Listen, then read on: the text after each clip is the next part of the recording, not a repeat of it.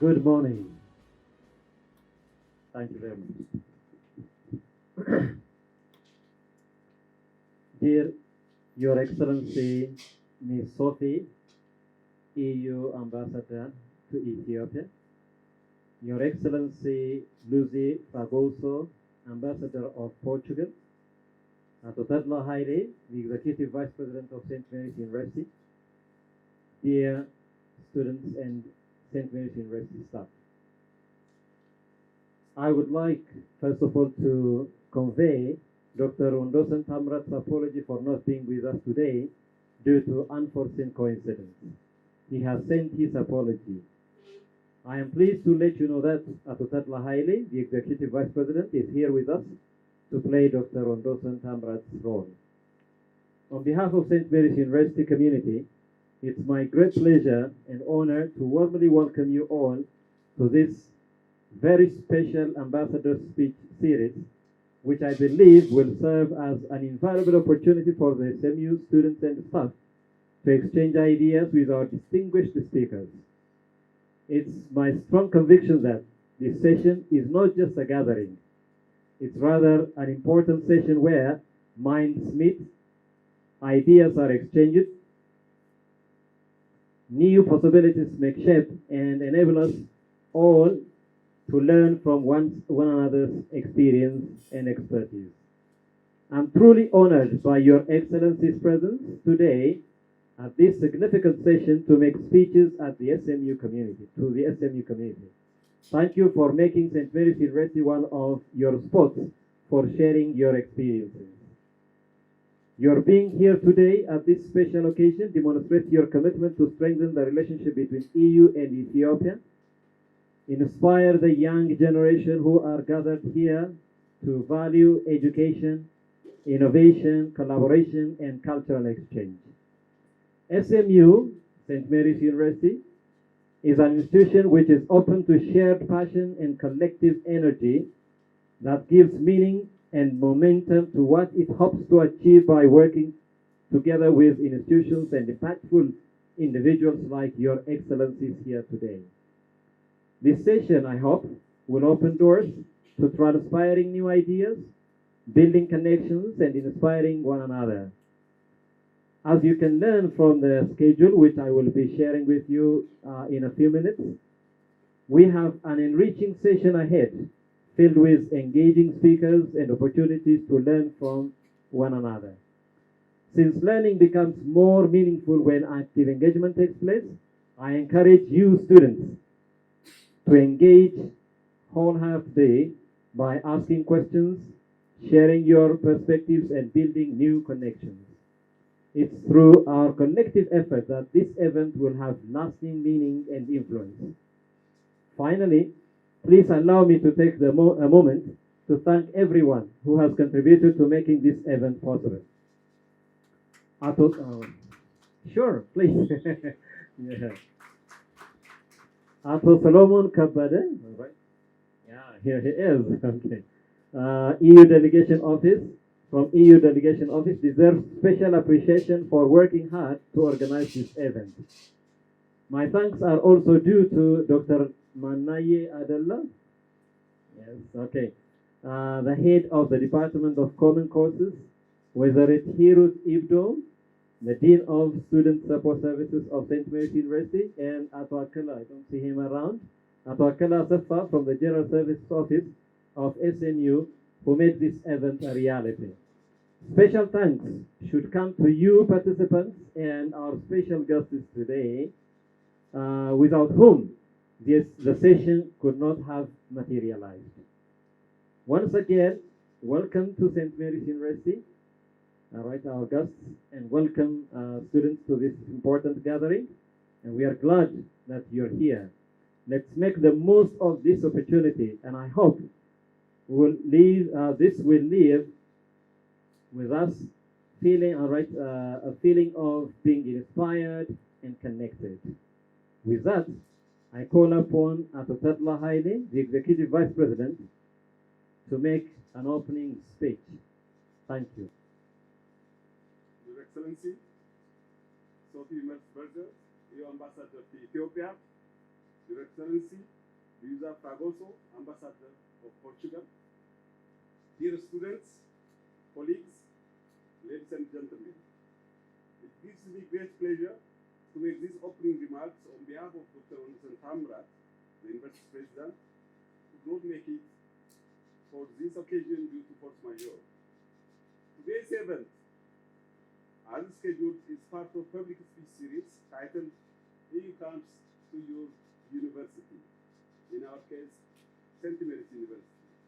It's an honor to the university community in general and St. Mary's University students in particular to see honorable ambassadors speak directly to students within a university compound. By the way, it's the first time for EU ambassadors to come here. That's why we appreciate the occasion as something special. As a higher education institution, St. Mary's University has decades of experience in inviting experts and practitioners from business and industry to have our students get exposed to experiences in the real world of work. We have had international speakers from Europe and North America, but not one from the EU office here in Addis Ababa, which is why today's public speech is unique of its kind. This, however, does not mean that St. Mary's University has not benefited from a partnership of EU-initiated projects and conferences. Our university has gained a great deal from experiences of professionals drawn from member states of the European Union. Ladies and gentlemen, today's public speech, the first in the series by the honorable ambassadors, will have a big impact on our students who pass by the perimeter walls of international organizations whose officials largely deal with government entities, but not with private institutions of higher learning. I thank the honorable ambassadors for breaking the skewed tradition and avail themselves to face students here at St. Mary's. Our university had two prominent speakers from Europe at our international conference on private higher education in Africa 2 weeks back. The president of the International Association of Universities based in Paris and the managing director of the International Network for Quality Assurance Agencies across the world based in Madrid. Both graced the occasion by giving keynote speeches covering the challenges and prospects of higher education in Africa. Considering the state of circumstances across the world in general and Africa in particular, they gave us takeaways and enlivened the conference by raising issues of wider interest. This time around, we are to hear the keynote speech of the honorable ambassadors, followed by questions and answers, which students will hopefully actively engage in. I thank you. I leave the floor to you. Thank you very much. Thank you, Associate Lahaile, for that very inspiring and wonderful speech. I will now call upon Her Excellency, the Honorable Ambassador, Ms. Sophie, to make a keynote address. This will be followed by a speech by Her Excellency, Ms. Lewis. So the floor is yours. Good morning, all. Really good to be here with you this morning, and it is nice to hear that this is now the first time that EU is speaking to students and university staff. And from our side, in fact, this is also a unique opportunity as St. Mary's University is the place where we are kicking off this Team Europe initiative of visiting your university. So this is like now the first of its kind as well. So in that way, really good to be here, and many thanks Executive Vice President for and your team to enabling this, and also Solomon who worked hard for this. From my side, about EU in Ethiopia is in fact it's a big family. With we have two delegations. So myself, I'm the ambassador of the European Union to Ethiopia, and I have a very good colleague, Javier, who is the ambassador of EU to the African Union. And so two delegations, we have 21 member states in total. EU is composed of 27 member states. Here then 21 and more to come, in fact. So it's a good, big group when we are pulling together. And then also actors like the Humanitarian Agency, the abbreviation ECHO.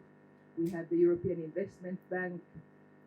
EU has a special representative to the Horn of Africa, more like around mediation. Her name is Annette Weber, and her office is also like she has one staff member here. So it's a big EU family, and we are then really working closely together in many different ways to support Ethiopia. There are like important reforms ongoing. The support has been ongoing. In fact, we are celebrating 50 years of EU-Ethiopia partnership this year. So many different stages. We came in supporting like the development, much around like trade to facilitate. There are no tariffs from Ethiopian trade to Europe. I think this is important.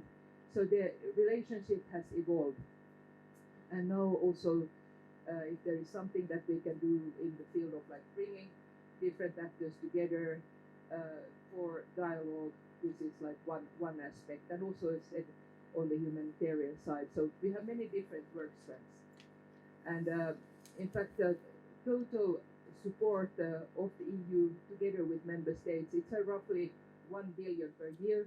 So it's a significant funding. But important is that this is like cooperation with Ethiopia, the government, different actors, and where we share interests. So like that is the agenda that we are, the interest that we share, that those that we are also then advancing.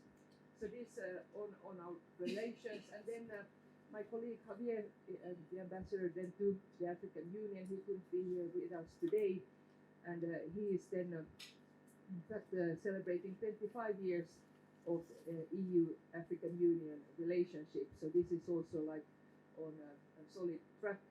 There was a ministerial meeting just a couple of weeks ago in Brussels, where also the Ethiopian foreign minister participated, and in fact 36 African ministers were convening for this session in Brussels, and this is then moving towards a summit where like the presidents and government heads will be participating later on this year, most likely to be taking place in Angola.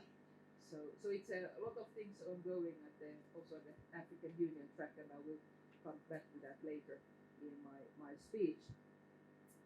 So, and maybe then also some words about the European Union, where we are celebrating this year 75 years of the creation of the European Union. It was first the European Commission. This was the kickoff 75 years ago. It is important to recall that the EU was built from the horrors of two world wars, the First and the Second World Wars, and where European leaders said that never again, that we don't want to see this the suffering, the destruction, the loss of lives through wars, but we need to work together. So that was the foundation of the European Union. And there has been many different stages in these 75 years.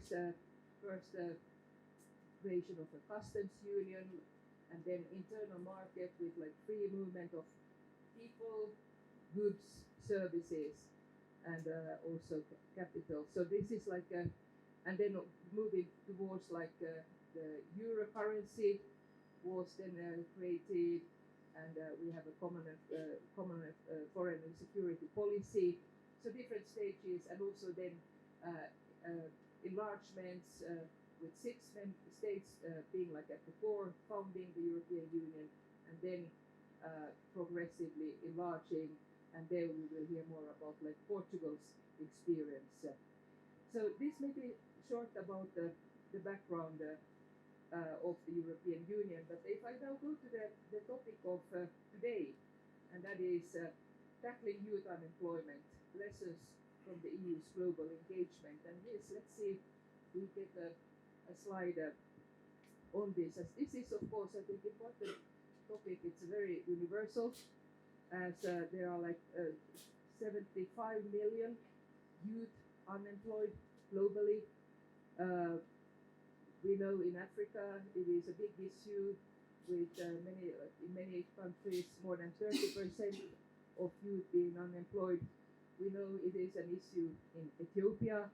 It is also an issue in Europe, and there really how to ensure that young people will get their jobs, and this is of course important in many different ways. And we can take the next slide, because it's of course first through by having a work, getting monthly salary. It is of course part of one's process of getting independent, freeing oneself from parents, and getting starting one's life of one's own, and also then of course to really use all the capacity one has in and channel that into one's work and the professional life, and also then like all the possibilities that will bring like this kind of some kind of financial stability. But it also has a social aspect, and that is evidently like having young people out of work life. It is like loss of not use of the full capacity of the population, but there is also risks of social unrest, maybe radicalization, brain drain, and that is of course very sad to see that many educated also Ethiopians are leaving and taking huge risks by traveling overseas, in the worst case being victims of human traffickers, and yes, with can be a very sad consequences in some cases. So therefore it is important that we focus on how to get work created and youth, young people into the work life. And this is then where the EU comes in. As EU, we have worked in many countries around the world to help young people to develop their skills and to find jobs. We have learned through our engagements in different parts of the world what works and what doesn't. And also I will then share some of like the lessons that we have learned and what we see that is important to focus on. In Africa, there is focus in investing, in fostering employability and promoting youth inclusion across the continent. And of course, it all starts with basic education, as for children to be able to go to school, to get high quality education, and also then important to avoid dropouts, as we know that many girls are in fact then at big risk of dropouts once they get into like teenage, and then everything what comes that. This is something that also in fact in Ethiopia we have been working with different actors to ensure that the school premises have like the facilities also that also for girls then to like if they need some rest or some like the service, extra service that they need. So this is the focus. And also then, as mentioned, quality education. So EU has been focusing on teachers' education in this continent. That has been one of the priorities of the former EU Commissioner on the international partnerships. So this is one. So one big lesson, and the first lesson is that schools and training programs need to teach skills that match what employers need and want. So we have, for example, in Tunisia and Jordan in the Middle East, we have helped to update training programs to focus more on real and practical skills that lead to jobs. This is in fact also what we are doing here in Ethiopia, where we are launching a program to support vocational training in developing digital skills.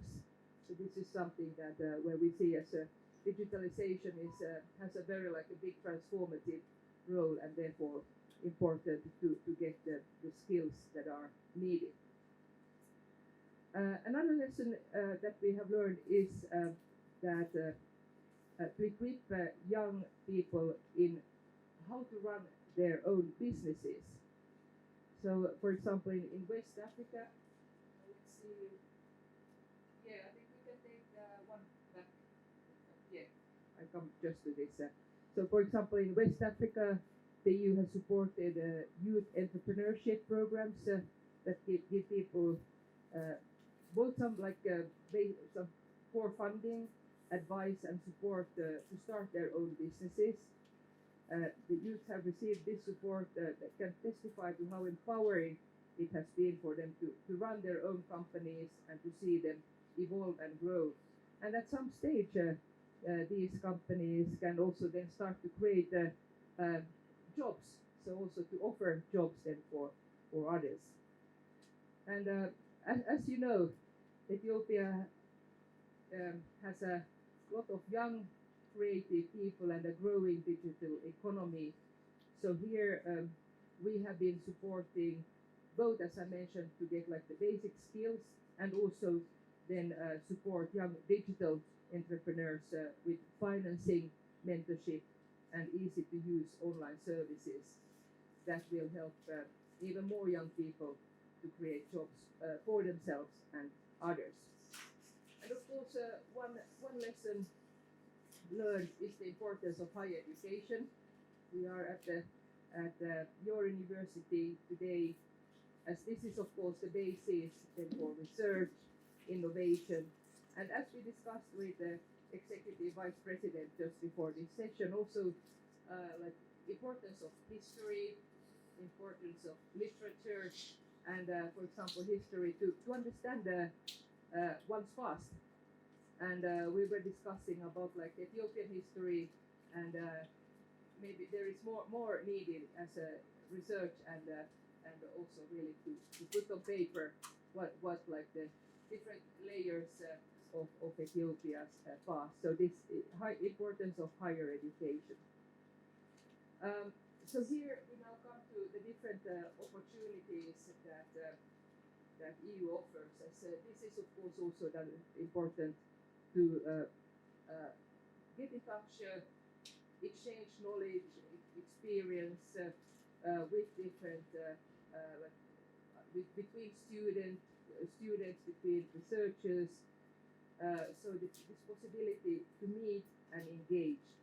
This is important not only for the topic that you are studying, but also to understand better people from different parts of this continent, different parts of Europe, and that is the point for example, on this Erasmus Plus student exchange. As there, also now we will be sending more than 40 students, Ethiopian students, to Europe for the next academic year. And this is, of course, a really important and unique opportunity to engage and to understand each other and the different cultures better. There are also other programs like the Intra-Africa Academic Mobility SIM and Young African Leaders Program. And from the EU side, the Youth for Mobility flagship that promotes learning mobility opportunities within Africa and between Africa and the EU. So there are different SIMs for this. And also what comes to research and innovation, the so-called EU-AU Innovation Agenda is something that then really supports this this, like getting different actors together, and this specifically then the researchers. So here we have in one slide that what maybe you take back that what we just had about like the focus of the EU-AU partnership and what we can offer. And then we can jump to the next. In fact, take one more. Yes, here, because here are some examples from what other countries are doing in Africa. And we also have an example of India, where Rwanda, but together with 31 other African states, are forming the Youth Connect, and this K is not a typo, it's written like this. So Youth Connect. So this is a framework, in fact, where also Ethiopia is part of, that supports entrepreneurship, skills, mentorship. So really enabling them like this to enhance knowledge and innovation, and like really to be able to move from if one has an idea then to how to implement it in also in a business and a startup context. Then similar in India, Skill India, but and then for example in Kenya, neighboring country, Achira Digital.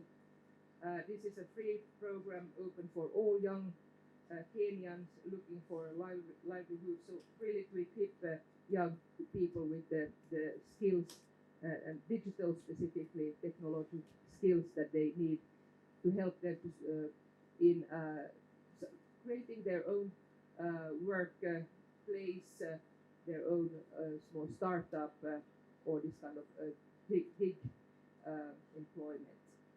And then in Nigeria, also one program with to address really the issue of youth unemployment and to assist Nigerians to acquire and develop skills. So these as examples, but as I said, this Youth Connect also where Ethiopia is part of. And then if we look at another lesson that we have learned, and that is that government and private businesses need to work together, especially in areas like farming, manufacturing, and services. And we think that Ethiopia can also benefit from this teamwork, especially in sectors like agro-processing, textiles, and construction, where a lot of jobs can be created. So this, like the team approach, government, private sector is something that the EU is very much supporting, and this is inbuilt in the work that we are doing with the Ethiopian government and different Ethiopian actors. So looking ahead, the future of work is both digital and green, meaning it's about technology and it's about protecting the environment. And around the world, we support training in digital skills and green jobs like clean energy and smart farming. This is also the case here in Ethiopia. As we see that there are many different important tracks for this, also the fact that these areas can open new doors for young people to find jobs. So finally, we need to make sure that no one is left out. That means that we are paying special attention to young women, people living in rural areas, and those with disabilities. And from our experience in other regions and countries, programs like apprenticeships, job matching, and wage support help young people to move into work. So if we, yes, I think this is good. In fact, let's take the next one. Yes, so this I think just to sum up the approach. So adapt youth guarantees then to local context, and like focus also vocational training, foster entrepreneurship, digital inclusion as this is like really an enabling factor. Also, as I heard that also this university has many online students. Evidently, the internet connection and is needed. So digitalization really as an enabler in many different fields. And so in summing up, in addition to this, we see that solving youth unemployment is a team effort. It takes governments, businesses, communities, and young people working together. And involving and listening to youth is absolutely key. And I can confidently say that this is also what the EU is doing, since the beginning of our cooperation with the African Union. Youth has been a central part of our collaboration. I mentioned that just some weeks ago, the EU-AU ministerial meeting was held, and there also youth were feeding in their recommendations to the meeting and to its conclusions. We also have a EU-AU Youth Lab that is exactly there for youth empowerment, to have a youth, the voice of youth heard, but also then to support youth, like innovation, to move from, like, if there's a not good idea, how to move into, like, put it into like a startup. So there are different aspects and like strands of this. So with this, I would like to conclude by saying that that we all should remember and will remember that when young people succeed, the whole country succeeds. So therefore, investing in youth means investing in peace, strength, and a better future for everyone. So in this spirit, and with this 50 years of EU-Ethiopia partnership, 25 years of EU-African Union partnership, that we will continue to work closely together. And we hope, of course, as we are in the digital era, that you will follow us on the different digital platforms and also to find out more. So with this, many thanks from my side, and then the Ambassador of Portugal, Lisa, you would like to take the floor. Thank you very much. Would you please give her a big round of applause? Thank you very much. Thank you, Excellency. Now the next time, the next turn will be Her Excellency Miss, if I mispronounce your name, please apologize. Apologize. Good. So, Your Excellency Ambassador of Portugal, would you please come to the podium and deliver your speech? Thank you. Very good morning to everybody. Thank you very much for the opportunity to be invited to this university. I extend my appreciation to the hosts today in your presence, Executive President, and also to my colleagues in the European Union who took the initiative to bring us to the universities. And I take particular pride in that, particular joy, because this is where we form ourselves. As I was arriving, I was saying, like, it feels like first day in school, coming back to a very, very lively and exciting environment where you all form yourselves. And that is my take of this initiative. It is obviously a very important moment to speak about how we see each other, ourselves as members of the European Union, and in the presence of my distinguished colleague, the European Union ambassador here, who has made you a beautiful presentation of how we see the project of the European Union towards yourselves, towards this world, which is our direct neighbor. Let us look at ourselves between Europe and Africa as the obvious neighbors. We cross the continent, we cross the ocean, and the first that comes to us is our dear Africa, where we have been present for so many centuries in context. And here we are still resilient and part of this partnership, as we call it now, but as I would call it brotherhood. So I come from Portugal, and it could not be more diverse that I'm also here in presence of my colleague who comes from Finland as a nationality, because this is also what Europe is about, the diversity of our countries who have made a conscious choice of being together. As was pointed out before, a question of how do we manage our diversity? And this diversity sometimes is hard and has led us to a very strong period of wars, which has been now overcome for decades of peace, which unfortunately has been challenged now, but still which has given us resolve of staying together and facing these challenges. I start as well as the ambassador did by a short presentation of my country, and in also a note of joy because my country is celebrating, as of yesterday, 40 years of presence in the European Union. 12th of June 1985, our government signed an agreement to be part of the European Union, which has taken a lot of endeavor to come through. 9 years of negotiations is not a mean feat, but it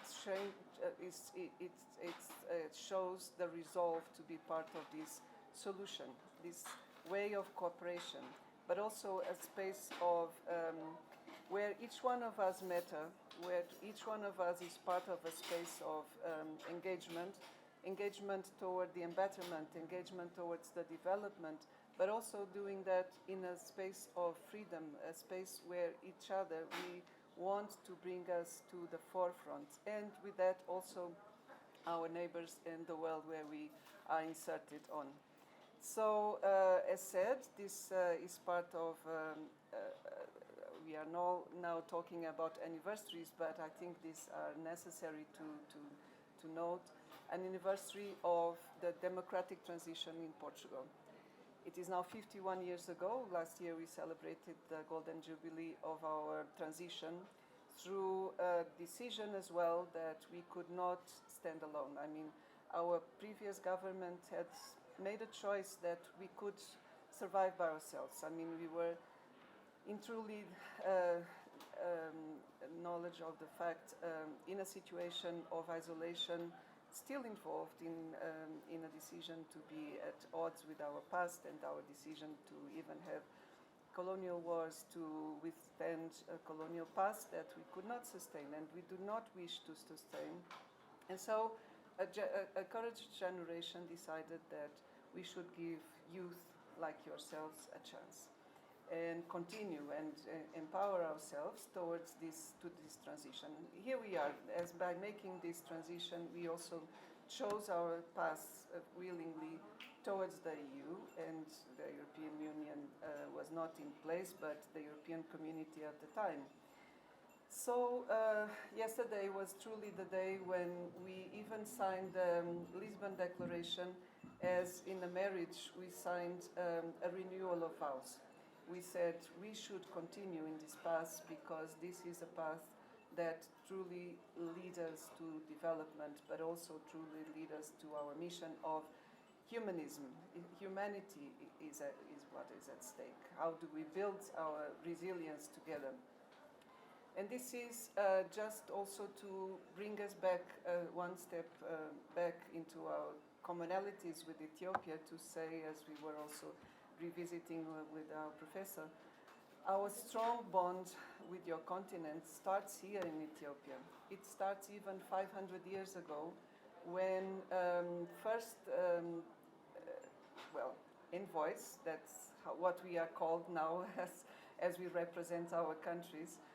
Envoys are people who are sent by the government, so we are sent, we are envoyed, came to look for some country, some kingdom that we knew that existed, because Ethiopia had been coming towards Europe quite determined to the space even of Latin Europe, where we are, Portugal, Spain, most importantly for you, then it was the beacon of Rome. And we wanted to know who this king was, and we didn't know where it was. And we decided to invest in it. And when I say invest, there is also a connection to where we are, the universities, the science. That was the enabler of these trips. To know about cartography, where to go, to know about astronomy, to know about the ancient science that had been there and maybe had been going oblivious to in the past. And it was that, I think I want to make that bond to the university that enabled us to make these contacts. So I'm making this history to tell you that from 1494, the first presence of Portugal was established. The first envoy of the Portuguese king arrived here in these periods. And then a proper mission, we would call it diplomatic mission, was sent at the request of your queen.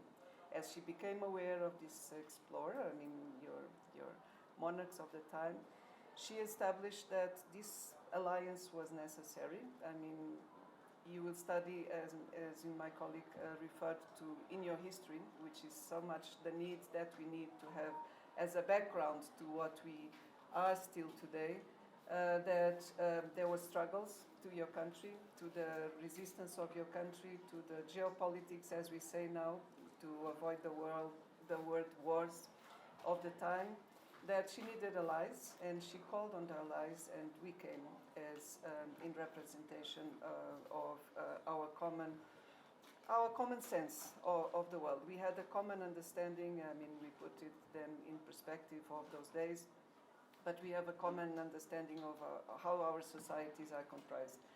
And I think that it speaks for the continued and resilience of this relation as we are today. I speak of these 40 years also as part of the theme today, because they were led by youth, but they were having a major impact in the society, how it was changed. And how it was changed is that our perspective of the European Union, it is also a space of solidarity. So when countries are least developed, there is an understanding that you need to develop a cohesive space, a space where you have people and society which do not live in a space of inequality, so to speak. There is a way of measuring it where you see whether societies are equal. And we benefited in many ways, but also in education. Education, training, vocational training. It was a very intense period of time, which started back then, 40 years ago, but continued through a strong investment in education, higher education. And as we look back today into those times, what we see, if we compare the statistics, because after all, numbers are cold, but they speak how the society changed, not only economically but socially. And by building, a society of knowledge again, you advance. You advance as in a wealth perspective, but also in a perspective of integration and resilience. And that is the other topic that then I would like to explore. How is it that Portugal also somehow was bringing their own shape and their own footprint to the European Union? And I resort to the words not of our own leaders, but of the European Union leaders.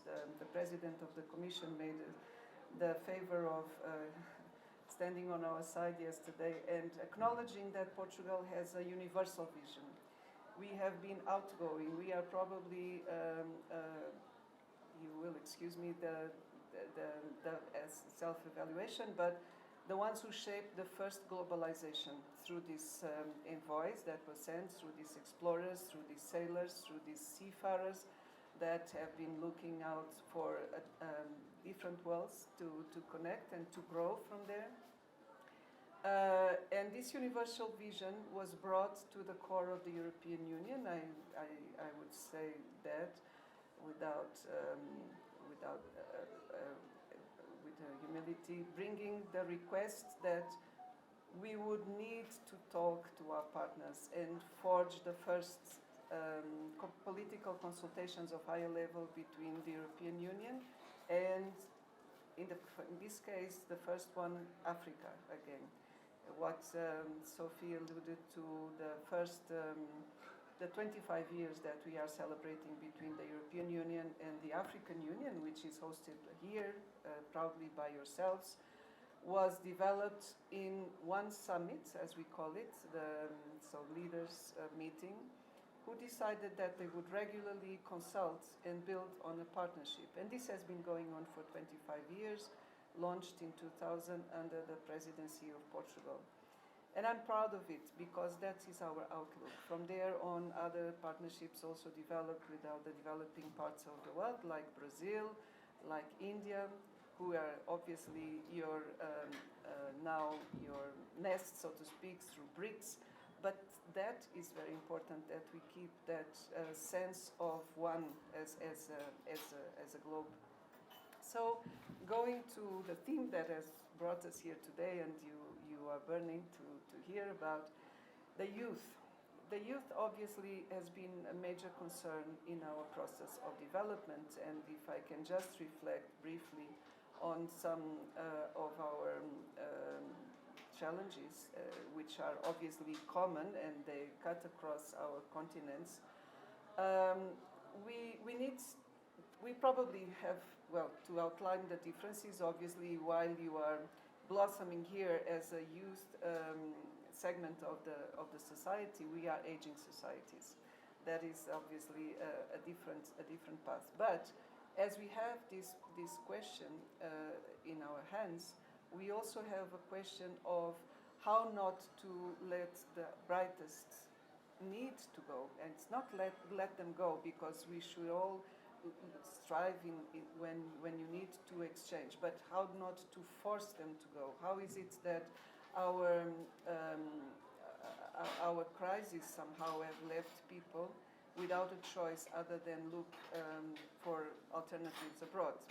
And so this has been a constant reflection that has been ongoing, and our most important lessons on this topic is that we need to create opportunities at home, be it obviously by the usual programs that the governments develop, but also by developing the sense of entrepreneurship, which I think that your university is also based on as you develop the studies on businesses, and self-reliance as well. And that has certainly very much anchored in the programs that the European Union has extended to us and in the cooperation that we have been putting together. It has been a strong element of these summits of European Union, African Union that continue to be held. The second one was even held in Portugal again under Portuguese presidency in Lisbon. We need to also create somehow an enabling environment in Portugal where this sector of yours of innovation, which is very much anchored also in technologies, is very much anchored and create spaces for the young, bright minds to strive and partner, to bring people back and forth, but not by need, driven by really the results that they give to the common development of our societies.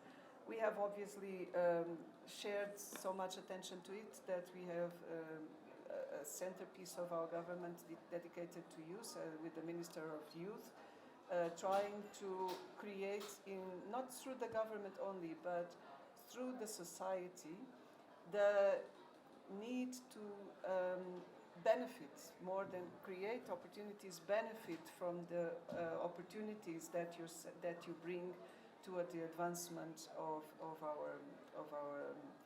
our societies. I want to assure you that the options for studies are very important for us. It was meant here that Erasmus is our flagship in the world. It was most importantly a flagship within Europe. It really drove us to create a sense of integration. And that integration, that program, before being Erasmus Mundus, was certainly a European Union program. That program of 30-year plus has been the backbone of bringing our societies into a more knitted core of values. It is obviously now an international program open to different geographies, and most importantly here we are proud to be part of it and consistently receiving your candidatures and hosting you with us, alongside as well as study opportunities through bilateral scholarships. We have now among us two students of masters, which have been going now through their continuous studies, going to the third year.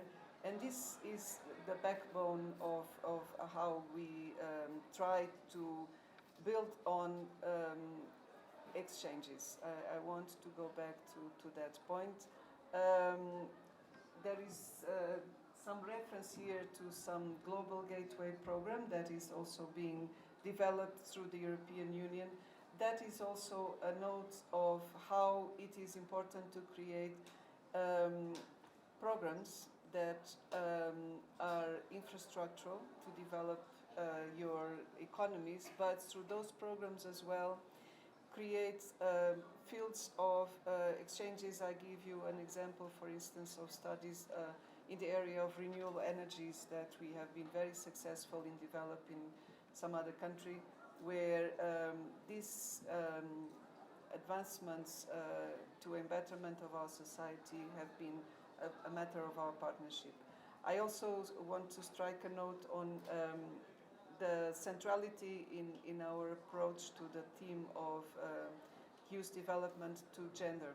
And gender is just another word to say the importance of insertion of women in the society. Women are half of our population, and if we would take our half of population out of the economy, then we cannot be considered managers with a sense of opportunity. So I look across the room, and you will excuse me if I make this highlight, and I would like to have a show of hands just to see how many women are here, and to appreciate the value that women bring to your studies.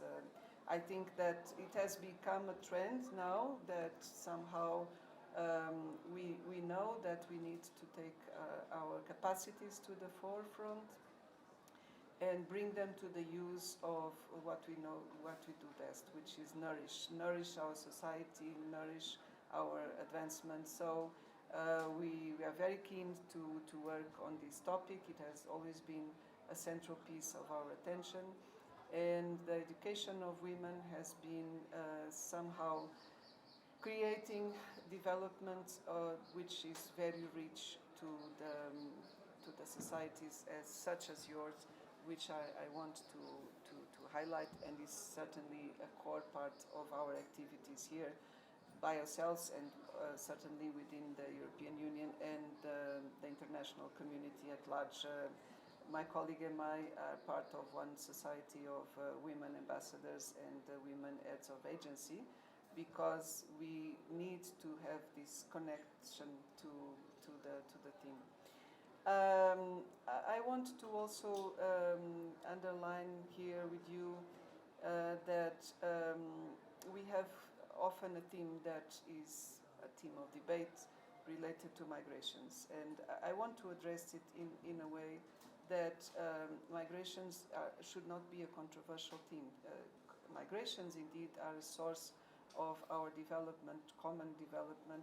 It's just that we need to talk about it in a way that is beneficial to both sides, that should not put people in harm's way. And I want to underline on this note that we have a society, as I said, that is aging, yes, and receiving workforce, and we are looking at skilled workforce, is certainly to the benefit of us all, and programs are in place, and encourage that the appropriate means should be thought if people are looking for job opportunities, to look for the regular ways, the regular paths of migration, which we encourage, which we take, and which we look at as also source of mutual engagement and develop, and the likes as well. I mean, we would like also to note the presence of extensive communities here among yourselves. Chiefly among that, also academicians, people who come to develop the relations to universities. We work with the University of Addis Ababa. We are maybe here in competition, looking forward also to look at your university as a partner. But as part of that, I find maybe finalize by saying that we made a strong bet in studies of language, for the tradition that languages have in this capital as the seat of the European Union, the African Union, where Portuguese is one of the languages, official languages, as part of the multilingualism of the continent, and also internationally in the international sphere in the United Nations. So Portuguese language is available. I also encourage it for you to look at it as a work opportunity. It's a very, very important tool for engagement, not only in the multilateral institutional sphere, but in the multilateral world, in the sense of businesses, in the sense of traveling, in the sense of developing tourism, welcoming tourism. And on that note as well, I'm particularly thrilled that Ethiopian Airlines chose Portugal to be the next destination. We certainly will use that tool to be a means of communication among ourselves, and opening new routes to these long-standing relations, which remain as they were intact, but they need to be renewed, and renewed in the vows like we did with our European Union commitment. I appreciate very much this opportunity today to lend me the floor to give you I think it's my testimony as a citizen of the European Union, as a citizen also of the world. I like to see myself such in my capacity as diplomat, but also as my own individual capacity, and recognizing the very strong value that you have in these rooms, and this is where your future is being shaped, and it's already your present. I appreciate the time. Thank you very much, Professor. Thank you very much to the audience. We'll take a few minutes for Q&A. It's now time for you to engage. So we kindly ask you to reflect and ask questions. What happens is our distinguished speakers are here in front of you, and those students who ask questions will have presentations from our special guests today. And finally, once the question and answer session is over, those of you who can make it, you can contact them, network with them, and then you will be having additional awards for that. Thank you very much. I leave the floor for you to have to raise your questions and comments. Thank you. Yes. My name is Farid Ahmed. I'm a senior student and a club head member at the university. My question is, are there any EU funded programs for Ethiopian what advice would you give if for any students who are interested in that? Excellent question, and indeed there are a number of ways to get support and funding for example, for student exchange, and the best and known is the Erasmus Plus. So that is for student exchange. Mentioned that more than 40 Ethiopian students will now go to Europe for the next academic semester to study. So the Erasmus Plus is one. And then I know that specific member states have also their own scholarships. So those are like also then one way to apply. We will later this year we will have a study in Europe fair where you will then we will share with like what member states can offer and the EU as a whole. So this is like something to look towards as one like fair of really getting a lot of information from one spot. And then on other funding, I mentioned like the different programs on to support like the entrepreneurship startups. So there are numerous ways. For example, there is this EU Youth Forum. There are like youth labs and also like indeed to support startups and innovation. So there are different ways. Like one way is to follow like and check like the delegation websites, both from the African Union and Ethiopia.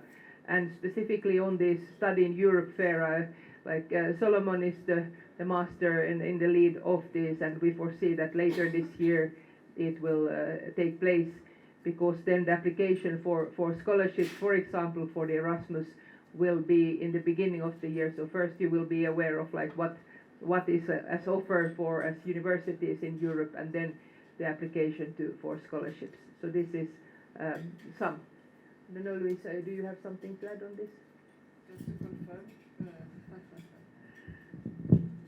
Just to confirm that bilaterally we also add to our in our program of cooperation the attention to scholarships, and again also encouraging that you follow our social networks, but we also hope to disseminate through the network of the European Union, as it has been offered to us, to your universities whenever these options comes. And obviously Erasmus offers openings in universities of each of our member states. We are happy to host also some of you within us. By the way, St. Mary's University is one of the public, one of the private institutions, I think it's the only one from private sector, which is involving in EU Plus project, an impactful project which is going to last for the next 3 years. There are 10 universities involved in this. St. Mary's is the only one from the private sector working on training university lecturers on applied science, teaching, learning. So we are part of that project, and we are glad that this is happening. Would you please clap for him, because he broke the ice, all right? There you go. All right. Any other? Oh. She wants to. Okay. And okay. Yes. Any other? Okay, so first of all, my name is Efrata Tajaba, and I'm a student at St. Mary's, and also I'm a club member of Literature and Entertainment Club. So my question is, so how does AU support Ethiopian development, especially in the youth area, like for us, for students, and for the youth age? So how, can you tell me the briefly, how do you support these areas? Okay, thank you very much. So there are different ways. I mentioned, for example, the vocational training in the digital sector, and there we will throughout in the country support a number of vocational training institutes to do exactly that, to train in the digital sector. So this is like a very concrete way of supporting. And then we have, as I mentioned, we are in Ethiopia working on a number of in a number of fields, like in the green energy. Now there was just some weeks ago by Denmark, a member state invested in a wind park in I think it was Asola. So this is, and the point is then that it's not only an investment in the infrastructure, but also then to capacitate that the local community in running it, and that they can then profit from this investment. We are very much into like the agriculture field, and they're also like to support also like small and medium-sized enterprises, or also like this kind of micro companies, and to like be part of like and as farmers, and then contribute to the economy. So this is also maybe not specifically youth, but this is a big sector, and there is a lot of like potential also what comes to labor force and employment. And then an additional field is, well, I have mentioned digitalization a couple of times. It's also here to support innovation and startups. So this is like also then very much like a youth-driven field. And then we are very much involved in the health sector. So there, like both supporting the infrastructure, but also like the content, so that the nurses, like doctors, are then like have the skills that they need. So I would say that there is like a dimension of youth in all of these, and there is also one focus that we have is, and also what Luisa, the ambassador, said about women empowerment, that this is important in all these sectors, that women and young women as well can be part of and can be like part of the labor force, and that they have the skills that are needed for this. Thank you. I have been giving them courses. I teach psychology, and Efrata is one of my students. Like Efrata, very many of them have individual aspirations, group aspirations at national level, and in support of humanity at large. So when opportunities come to them, I'm very confident that they are willing to use that opportunity. But are there ways that can make them to be engaged in voluntary services right at this age and level, so that they can make things to go hand in hand, parallel? Well, we will actually let them know the contacts that can help them to get connections later. But are there ways that can help them to give volunteer services plus the academic engagements, etc.? If you say something here. Thank you again. Every year we are like having a new cohort of young Ethiopians who are then really like as a sounding board to us, the delegation. We're discussing different topics, and this gives also an opportunity then to engage with different other actors, like be it in the Ethiopian society, but also then with external actors. If we have like guest visitors coming, we are then also having meetings with the Youth Sounding Board, and they have also been then participating in different events, be it in the framework of in Africa or in Europe. So like the Youth Sounding Board, it's good to follow like the social media channels of our delegation to see like when the next application for this Youth Sounding Board is. So this is like one really concrete opportunity. Right, thank you very much. I hope you all agree with me that these speeches and the interactive sessions were informative and inspiring. We've learned the history of Europe and the history of Ethiopia a little bit, right? And the relationship between EU and Ethiopia from the speakers. That has been so enlightening. Thank you for that. If you want to learn more about it, you can also ask Sotherla, right, who knows more, right, much about this history. And feel free to contact them, all right? Please join me in thanking our distinguished speakers for their informative speeches. A big round of applause, please. With that, we call it a date.